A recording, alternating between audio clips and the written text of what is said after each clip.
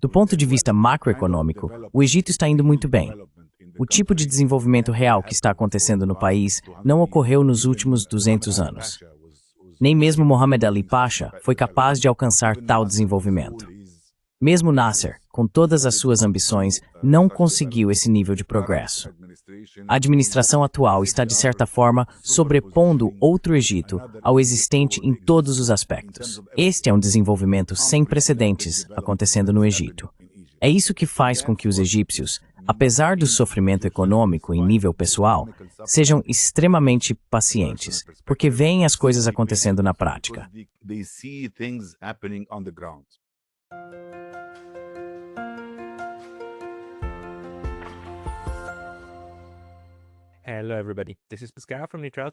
Olá a todos, aqui é Pascal Lotas, do Neutrality Studies, e hoje estou conversando com Hossam Nasser, que foi primeiro subsecretário de Estado para Relações Culturais Exteriores no Egito, cargo que ocupou de 2008 a 2012.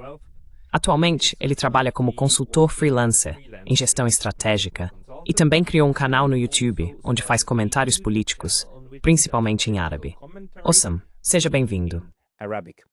Hossam, welcome. Obrigado, Pascal. Obrigado por me receber. Obrigado por estar online. Gostaria muito de saber sua avaliação sobre o que está acontecendo na Ásia Ocidental, ou bem, no Oriente Médio, como é mais comumente chamado, e também sobre a situação vista a partir do Egito. Você poderia nos contar sua opinião neste momento sobre o que está acontecendo? What's your take at the moment at what's going on?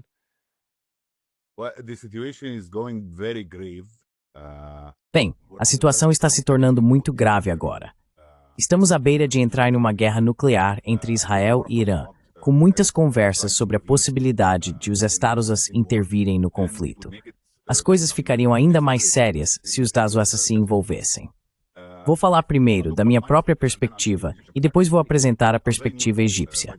Sou muito neutro, aliás, bem, mais ou menos. É muito difícil ser 100% neutro. Toda a situação começou em 7 de outubro com o ataque insensato do Hamas a Israel. Eles calcularam mal. A liderança do Hamas subestimou a resposta israelense. Eles subestimaram a reação e superestimaram seu próprio poder. No dia 7 de outubro, assim que começou, eu disse que era uma coisa estúpida de se fazer. É criminoso e é um ataque terrorista contra Israel. Dizer isso no Egito não é algo que as pessoas geralmente gostam de ouvir.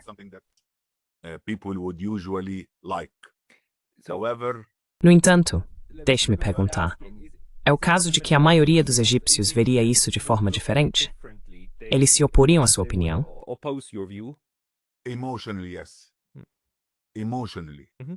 Emocionalmente, sim. Emocionalmente. E o que eu disse em 7 de outubro foi que a resposta de Israel seria extremamente severa, dura e extremamente violenta. E não há como o Hamas vencer essa guerra. Essa foi a minha interpretação na época. No entanto, dito isso, em termos de proporcionalidade, a resposta israelense foi extremamente atroz, bárbara, quase genocida. E do meu ponto de vista, tendo visto as filhas e filhos de um povo, ou seja, o povo judeu, que foi oprimido na Europa por quase 2000 anos. E isso terminou no Holocausto. Eles quase foram extintos.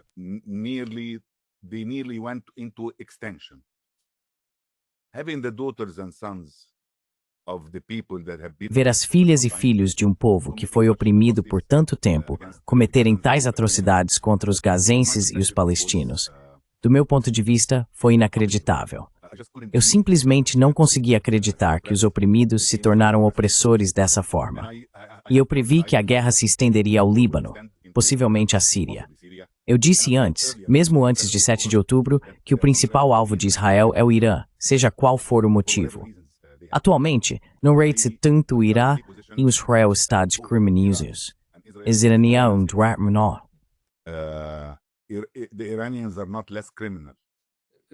Qual é o crime dos iranianos, especialmente no contexto atual? Porque eles acabaram de ser atacados por Israel, não foi?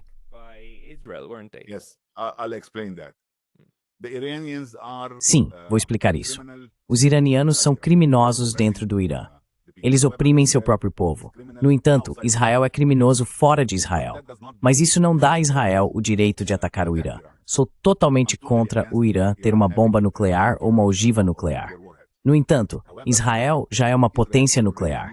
Eles afirmam ter 300 ou 400 ogivas nucleares. Então, justificar um ataque de uma potência nuclear contra um país que poderia se tornar nuclear como o Irã, o que ainda é duvidoso, é questionável. E Netanyahu vem alegando que o Irã está prestes a ter capacidade nuclear desde, digamos, o tempo de Noé. E isso ainda não aconteceu.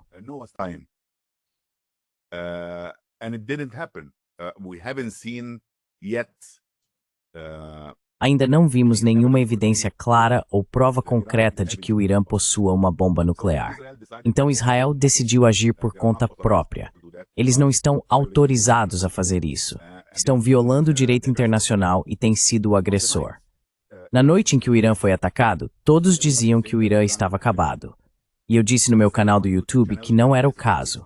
O Irã, apesar de ser um tipo de Estado frágil, é forte. E eles iriam revidar, provavelmente na mesma noite, em 13 de junho. E foi exatamente isso que aconteceu. Eles absorveram o ataque e revidaram contra Israel depois de 12 ou 18 horas. E desde então a situação só tem escalado.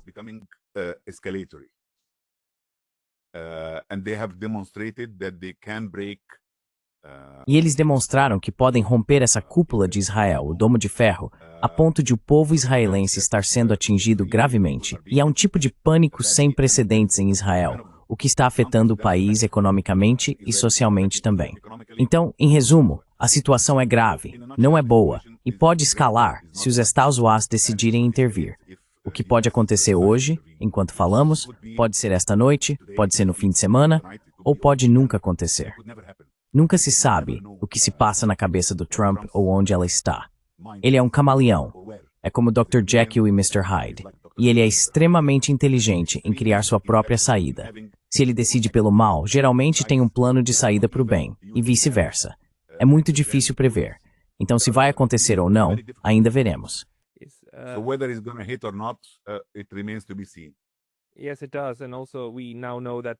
Sim, de fato. E também agora sabemos que há um desacordo muito forte dentro dos Estados Unidos e dentro da base de poder de Donald Trump sobre qual curso de ação tomar. E é quase impossível enxergar dentro dessa caixa preta e determinar quem tem que tipo de influência. Além disso, não sabemos se haverá qualquer forma de, quero dizer, ainda existe a ameaça de que possa haver um ataque de falsa bandeira contra algum ativo militar dos Estados Unidos na região. E isso pode arrastar, quero dizer, isso pode empurrar tudo para além do limite. Você olhando para tudo o que está acontecendo a partir do Egito, e o Egito sendo o único outro país além de Israel que tem uma fronteira terrestre com Gaza, o Egito é frequentemente criticado, especialmente pelo Irã, por não ajudar os palestinos em Gaza e por colaborar com Israel. Qual é? Bem, deixe-me perguntar. Talvez sua opinião sobre isso, ou talvez o que o governo egípcio está dizendo. O que você pode nos dizer sobre o que o governo egípcio diz à sua própria população para explicar esse fechamento da fronteira?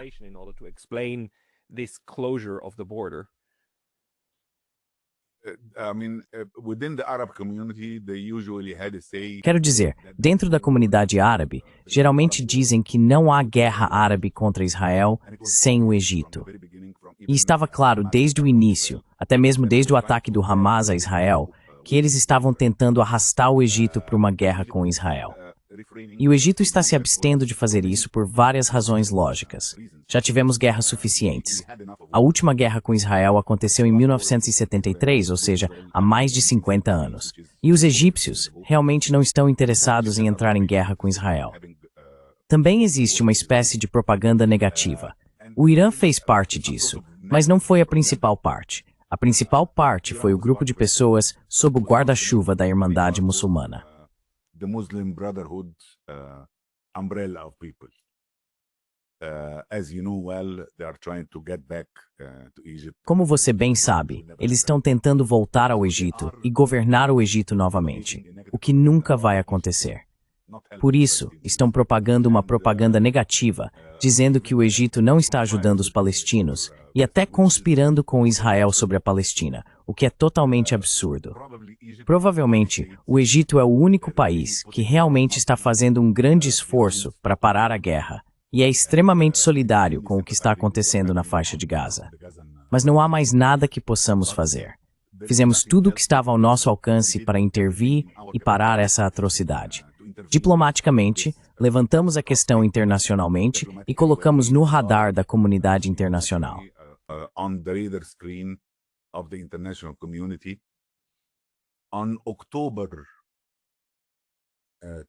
Em outubro de 2023, tivemos a primeira conferência internacional no Egito, presidida pelo presidente Sisi, com alguns delegados europeus, tentando parar a guerra logo no início.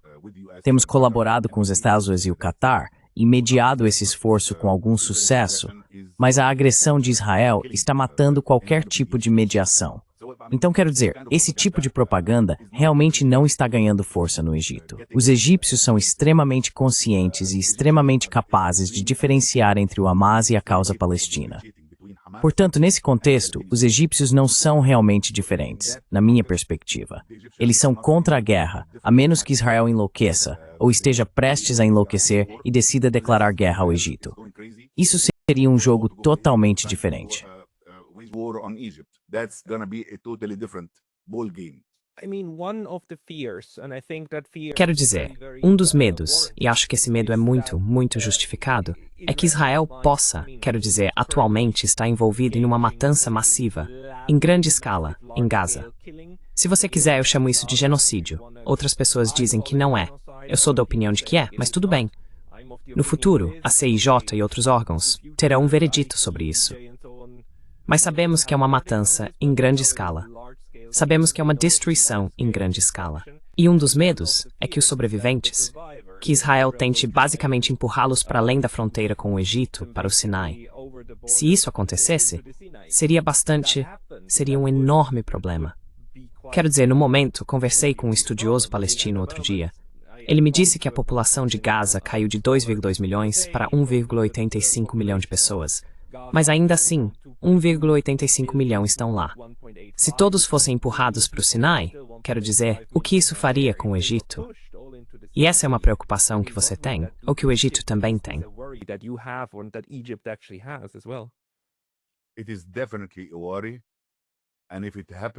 Definitivamente é uma preocupação. E se acontecer, minha estimativa é que vai haver uma guerra entre o Egito e Israel, porque o Egito nunca permitirá que algo assim aconteça. Se começar a acontecer, nunca vamos disparar nenhum tipo de bala contra nossos irmãos palestinos. Mas minha análise é que se isso começar a acontecer, o Egito entrará em Gaza e possivelmente entrará no Negev, em Israel, tentando impedir isso. Então esse é o componente perigoso. E acho que o governo dos Estados Unidos começou a perceber que isso é uma linha vermelha para o Egito. Não importa como o Trump esteja falando sobre a Riviera de Gaza. E quero dizer, essa coisa de mágica. Na minha opinião, isso seria o início de uma guerra entre o Egito e Israel.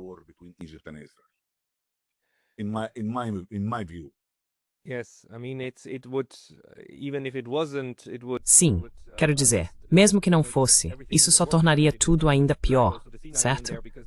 Isso arrastaria o Sinai também, porque não há motivo para acreditar que os palestinos deixariam de se opor a isso mesmo se fossem empurrados para o Sinai. Quero dizer, o que a população do Egito pensa sobre isso? Porque eu só preciso perguntar. Certo, tivemos aquele momento em 2012, quando houve uma mudança de governo. Tivemos uma eleição democrática. E então, aquele presidente democrático, que era da Irmandade Muçulmana, foi deposto e morreu na prisão. E desde então, o Sr. Al-Sisi está no poder. E de fora, sempre fica dúvida sobre o quanto de apoio popular existe para as políticas do governo. É muito difícil de entender. O que você pode nos dizer sobre as divisões gerais dentro da sociedade egípcia? Cleavages within Egyptian society. I'll be very honest in answering this. Vou ser muito honesto ao responder isso. Em 2013, quando lideramos a revolução contra a Irmandade Muçulmana, El-Sisi era extremamente popular, além do que se pode imaginar até mais popular que Nasser. E Nasser é o ídolo no Egito. No entanto, devido ao agravamento da situação econômica, do ponto de vista micro, sobre o padrão de vida dos egípcios, o presidente Sisi começou a perder parte de sua popularidade. Mas isso não significa que estamos nos rebelando novamente contra o regime ou esperando algum tipo de outra revolução. Isso não vai acontecer. Temos um ditado no Egito, vou tentar traduzir. Se você queimou a língua com sopa quente, normalmente assopra até o iogurte congelado. Usually blow into the frozen yogurt. Things will never go back. Então as coisas nunca voltarão a ser como em janeiro ou mesmo em junho. Fomos atingidos gravemente pela infame e chamada Revolução de Janeiro. Foi uma conspiração contra o regime Mubarak, ainda que as pessoas estivessem revoltadas por muitos motivos. Mas quero dizer, não havia justificativa para o que aconteceu, além de uma conspiração, tentando colocar a Irmandade Muçulmana no jogo e fazê-los governar o Egito por 500 anos. Isso nunca aconteceu. Nunca vai acontecer. Por mais religiosos que os egípcios sejam, eles são totalmente capazes de diferenciar influências religiosas e um regime teocrático governando o Egito. Isso me diz Slowly.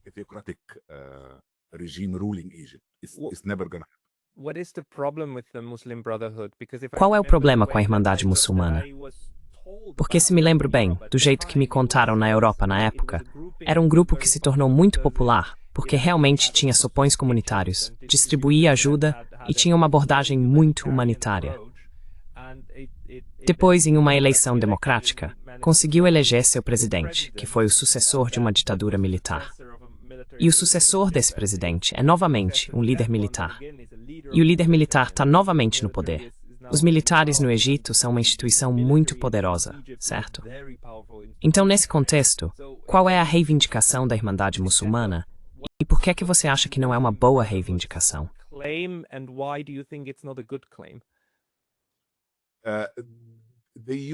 Eles usam, quero dizer, cozinhas comunitárias como uma ferramenta para ganhar poder quando estão no governo.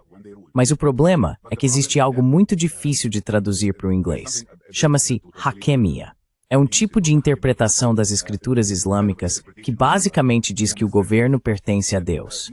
Então é isso que eles estão usando, uma abordagem teocrática contra a qual você nunca pode reagir. Mesmo que concordemos que tivemos uma ditadura militar no Egito antes de janeiro e depois de junho, o que não é o caso, mas para benefício da dúvida, normalmente você pode reagir contra eles, pelo menos protestando. Mas se você protesta contra a Irmandade Muçulmana, você está protestando contra Deus.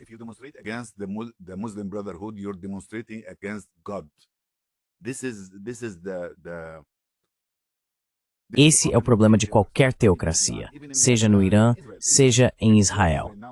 Você pode chamar Israel de um Estado democrático agora? De jeito nenhum.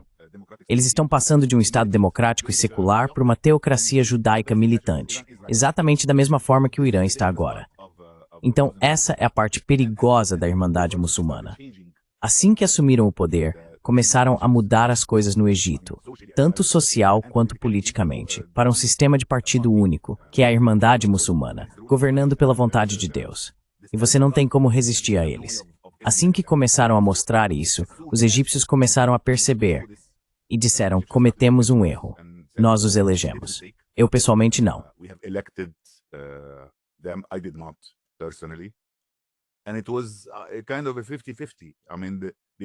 E foi meio que uma situação 50-50. Quero dizer, eles não tinham maioria. Houve muitas conversas sobre Shafik vencer a presidência contra Morsi, mas, por algum motivo, isso foi mudado por medo de intervenção dos Estados Unidos. Então não foi realmente uma eleição democrática clara. No entanto, a história nos mostra que Mussolini foi eleito democraticamente. Adolf Hitler foi eleito democraticamente. Trump foi eleito democraticamente. Então, democracia não é realmente algo sobre o qual devemos nos gabar ou vangloriar. O mais importante é manter a estrutura social do Egito ou de qualquer país do mundo separada da teocracia, porque isso é muito perigoso, seja judaica, cristã, islâmica, budista ou qualquer outra. É totalmente inaceitável.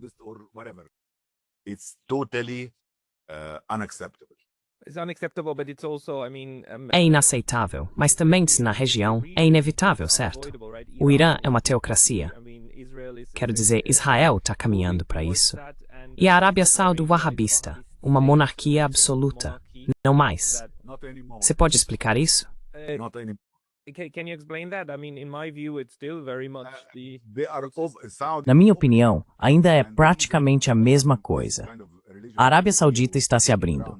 O motivo pelo qual esse tipo de atmosfera religiosa estava ganhando força no mundo árabe é que a Arábia Saudita, durante a era anterior, apoiava esse movimento. Mas desde que a MBS assumiu, ele está abrindo totalmente a sociedade saudita. Não está mais se tornando wahhabita. Você nunca poderia chamar a Arábia Saudita sob o comando de MBS de um Estado wahhabita. Eles estão extremamente abertos. Estão seguindo o que os Emirados Árabes Unidos fizeram. Então as coisas estão ficando mais tranquilas.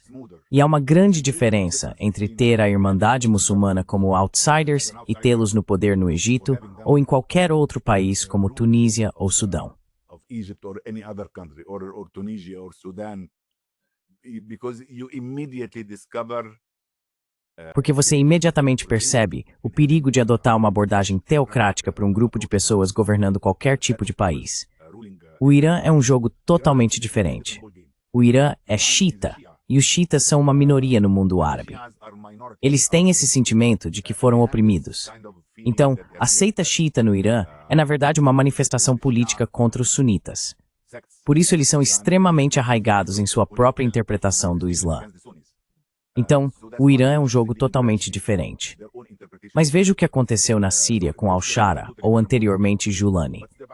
Ele vem do mesmo contexto, do mesmo histórico islâmico militante. Mas agora, quando começou a governar na Síria, ele está mudando sua perspectiva, e todos estão percebendo isso. Até Trump concordou em se encontrar com ele. even Trump has agreed to meet him. Yes, I mean the interpretation in many corners of Sim, quero dizer, a interpretação em muitos cantos, bem, do meu lado da internet, é que Al-Shara, ou melhor, Al-Jolani, é um exemplo claro da hipocrisia do Ocidente. Primeiro, ele tinha uma recompensa de 10 milhões de dólares por sua cabeça, porque era o líder da Al-Nusra, da Al-Qaeda, e fazia parte de todo o grupo do ISIS. E então, quando ele se torna conveniente e ganha poder suficiente, você simplesmente transforma a imagem dele para torná-lo palatável ao Ocidente, porque ele faz o que eles querem. Ele faz o que os Estados Unidos pedem, e até certo ponto, também o que Israel quer, ao garantir que a Síria não se torne uma base para a guerra iraniana contra Israel. Então essa é a interpretação. Como você vê isso? Porque as pessoas que argumentam isso também podem dizer que o Egito está cumprindo um papel semelhante, sendo meio submisso em relação a Israel a pedido dos Estados Unidos. E essa é a acusação.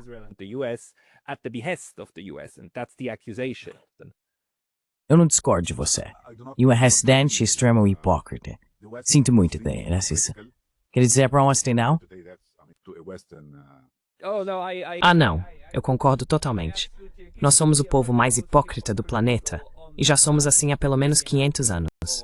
Então, nisso estamos de acordo. It's more than that. É mais do que isso.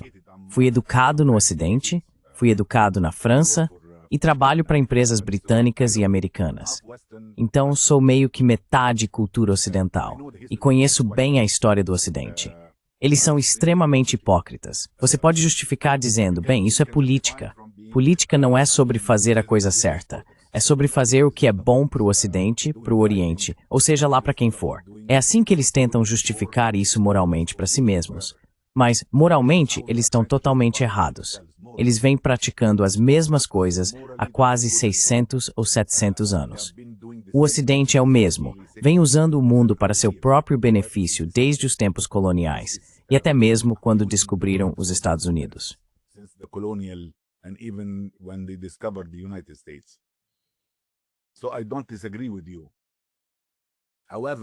Então, eu não discordo de você. No entanto, temos um papel a desempenhar. Temos que conviver com o Ocidente e com a forma como ele pensa. Precisamos aprender a fazer concessões, e isso é algo que os árabes realmente não estão fazendo. Não somos grandes conciliadores, não somos tão hipócritas quanto o Ocidente. Às vezes, isso é benéfico do ponto de vista político, não do ponto de vista moral. Às vezes, você precisa ser hipócrita para sobreviver e para lidar com pessoas hipócritas.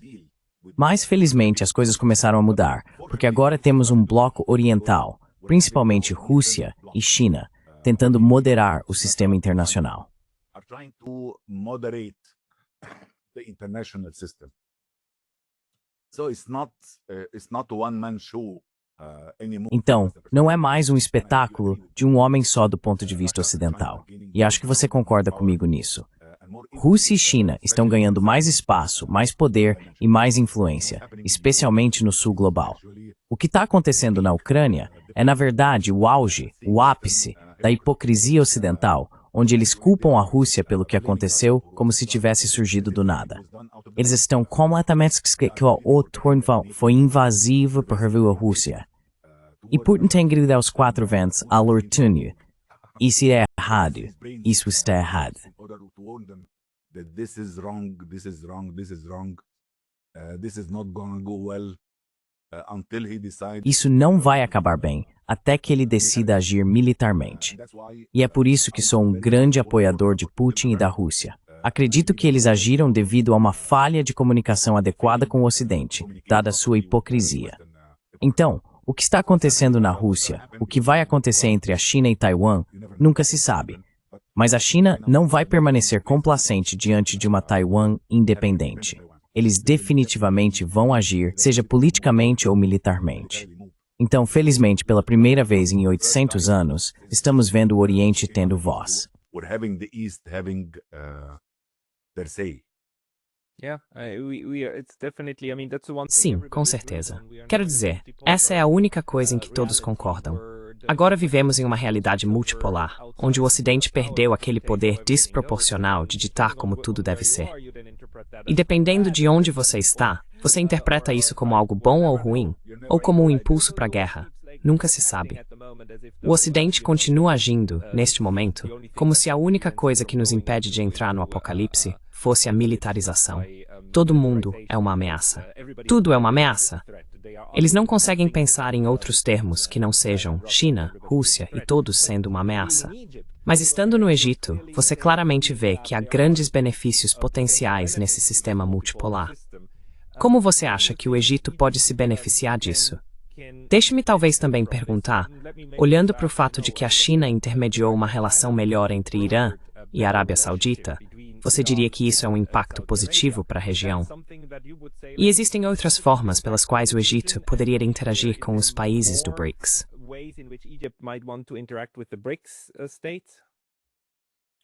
I wouldn't tag it. Eu não classificaria isso como um tipo de relacionamento estratégico entre a Arábia Saudita e o Irã. Foi um tipo de acordo temporário, e ainda resta ver o que acontecerá após a guerra entre Israel e Irã. Mas, definitivamente, a China mediou bem e interveio de forma eficaz, propondo a ideia de normalizar as relações entre Irã e Arábia Saudita. Até mesmo o Egito está trabalhando para normalizar as relações com o Irã neste momento. Araghchi, o ministro das Relações Exteriores do Irã, visitou o Egito há menos de um mês. Ele foi bem recebido.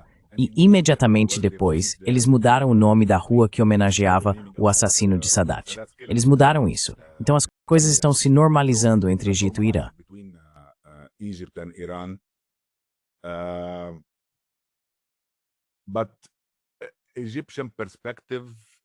Mas a perspectiva egípcia continuaria imparcial em relação a qualquer tipo de bloco, seja ocidental ou oriental.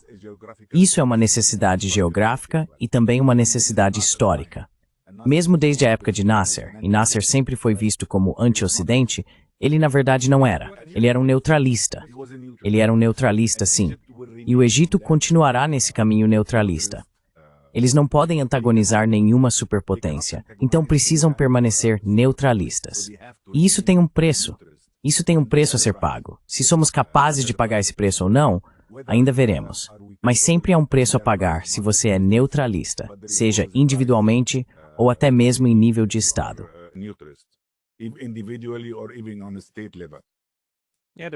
Sim, o preço a se pagar é que você apanha dos dois lados. Ambos os lados vão te dizer por que você não está conosco. Você está trabalhando com o inimigo.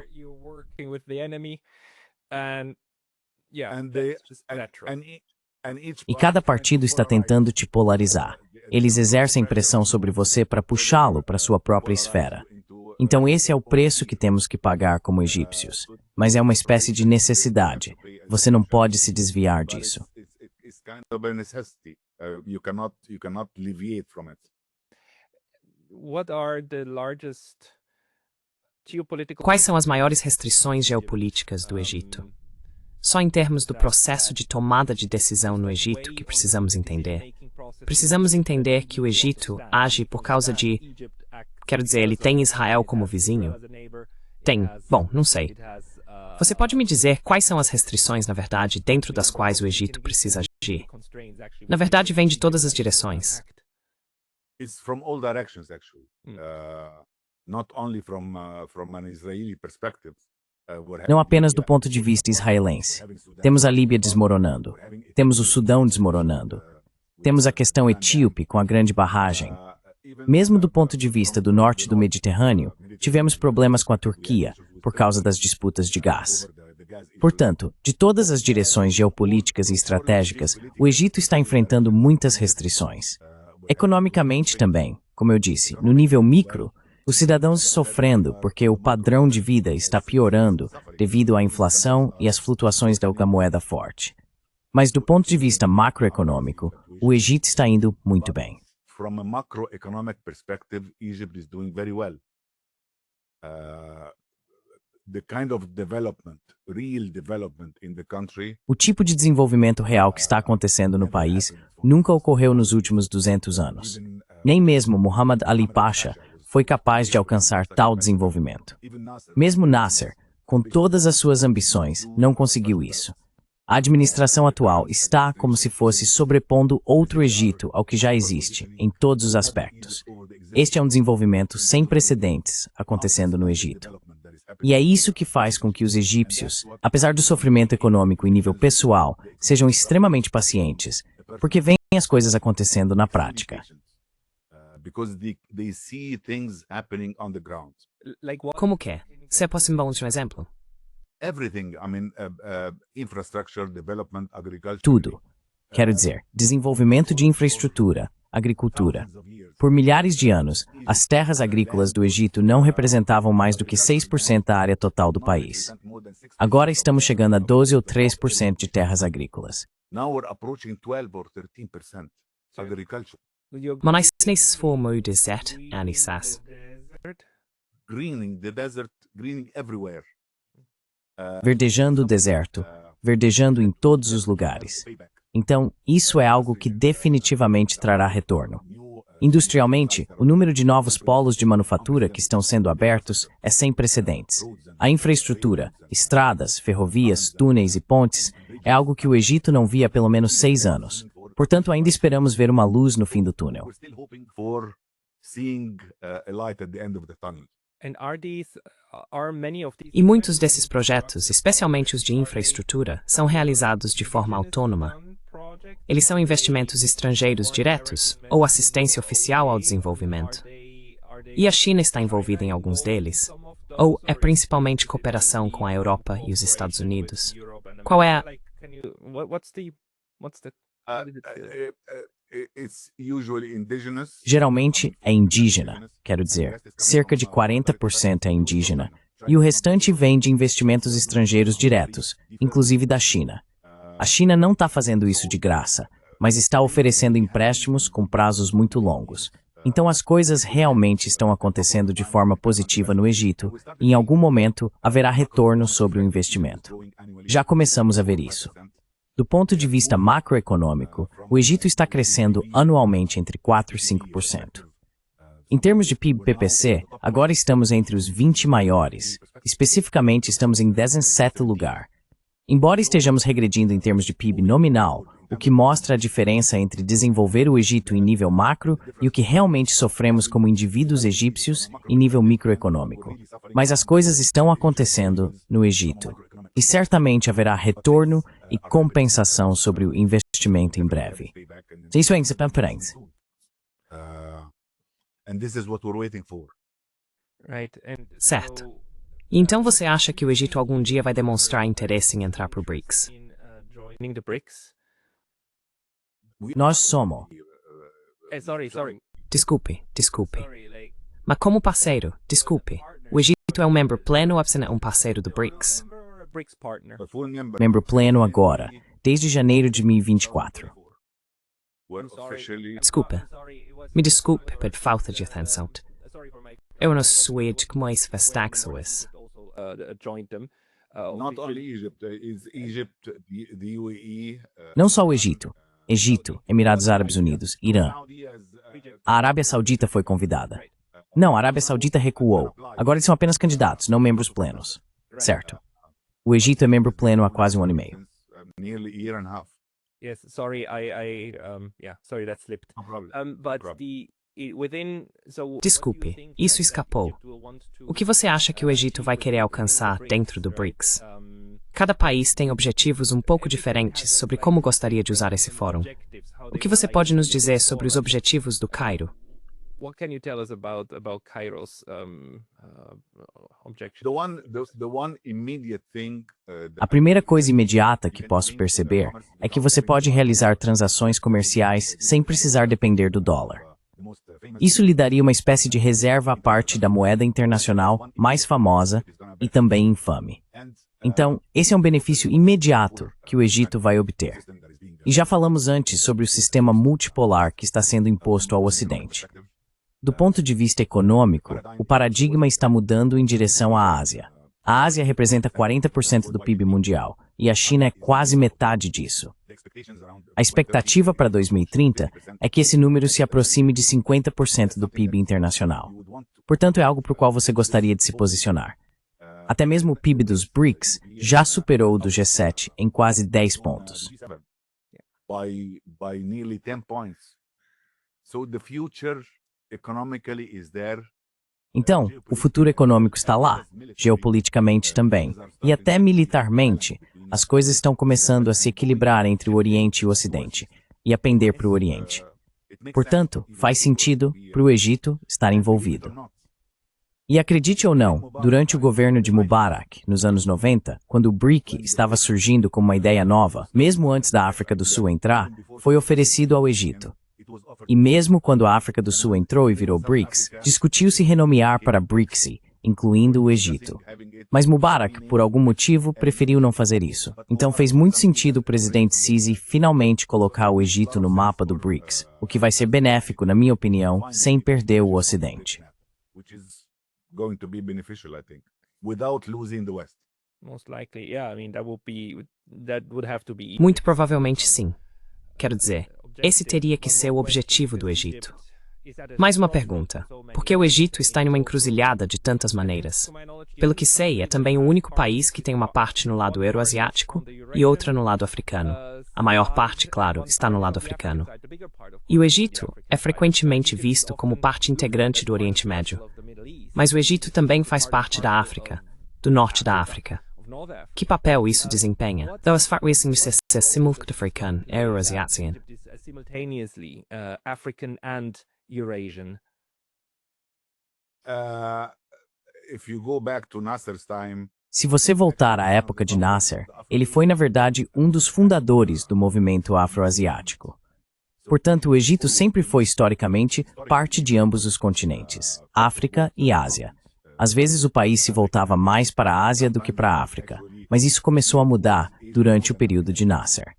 E o Egito, na era de Nasser, desempenhou um papel importante ao ajudar países africanos a conquistarem a independência das potências coloniais. Então, o Egito tem muita história na África, uma boa história na África, e estamos tentando aproveitar isso. Falamos anteriormente sobre a infraestrutura que o Egito está desenvolvendo. And we talked earlier about the infrastructure that Egypt is developing. Egypt is developing its infrastructure to be linked. O Egito está desenvolvendo sua infraestrutura para se conectar com o norte da África e também com o interior do continente africano. Temos essa ambição de posicionar o Egito como a porta de entrada para a África. E faz sentido, porque estamos lá, estamos no topo do continente africano, geograficamente. Temos o Canal de Suez, temos o Nilo, temos os relacionamentos, e o PIB da África, acredite ou não, ainda é muito baixo. O PIB da Ásia está em torno de 40 trilhões de dólares, enquanto o de todo o continente africano é de apenas 3 trilhões de dólares. Portanto, há um enorme potencial de desenvolvimento que pode acontecer na África, e a Ásia pode desempenhar um papel importante nisso. And Egypt can play a major role in this. Yes, and it's an Sim. east-west. E também há um eixo leste-oeste e um eixo norte-sul sobre a água, certo? Estamos bem no meio de tudo. Sim, e esses são corredores muito importantes. Mas esses corredores geralmente trazem riscos, porque todos querem controlá-los. E acho que ninguém precisa ensinar ao Egito o quanto o Canal de Suez é uma vulnerabilidade estratégica, ao mesmo tempo em que é um ativo estratégico, certo? É porque todos o querem. Você está preocupado que o Canal de Suez possa voltar a ser um problema de fato? Are you worried that the Suez Canal might again become a problem, actually? We've seen the latest announcement by Trump.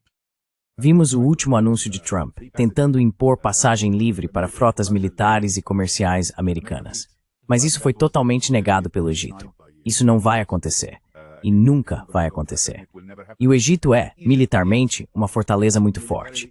Então vai ser extremamente difícil mexer com o Egito militarmente. Do ponto de vista israelense, isso é certo. Mas mesmo do ponto de vista americano, se eles perderem a cabeça e decidirem atacar o Egito, o que é, quero dizer, um pensamento completamente absurdo. Nós não somos um alvo fácil. E somos 110 ou 120 milhões de pessoas, extremamente pacíficas, mas quando sentimos agressão, nos tornamos extremamente agressivos. Então espero que as coisas continuem indo bem entre nós e Israel, e entre nós e os Estados Unidos, apesar de todas as declarações malucas do Sr. Trump. The loony statements from Mr. Trump. I hope so too. The last thing we need. Eu também espero que sim. A última coisa que precisamos é de mais um conflito. Então, se Deus quiser, vai continuar pacífico e voltar a ser pacífico. Sam, para as pessoas que querem encontrar seus textos e suas análises, onde elas devem procurar, especialmente os falantes de inglês, porque para os falantes de árabe, você tem um canal no YouTube, certo? For Arabic, you have a YouTube channel, right? I do have a YouTube channel. Eu tenho um canal no YouTube em árabe. Fiz alguns episódios em inglês, mas não muitos. Provavelmente vou usar o recurso de dublagem automática do YouTube, mas ele falha porque geralmente uso o árabe coloquial, não o árabe padrão. Uso o dialeto egípcio. Então é muito difícil traduzir ou dublar automaticamente. Mas fiquei animado com a sua entrevista. Muito provavelmente vou fazer alguns episódios em inglês e em francês também. Se eu conseguir revisar meu vocabulário e gramática em francês. If I can recap on my French vocab and grammar. Well, Bem, você tem opções multilingues, e vou colocar o link do seu canal no YouTube na descrição deste vídeo. Hossam Nasser, obrigado pelo seu tempo hoje. Thank you for your time today. Thank you, Pascal. Enes Gamal Escal, e Madziu Breedzer Perstukim. Thank you. Thank you.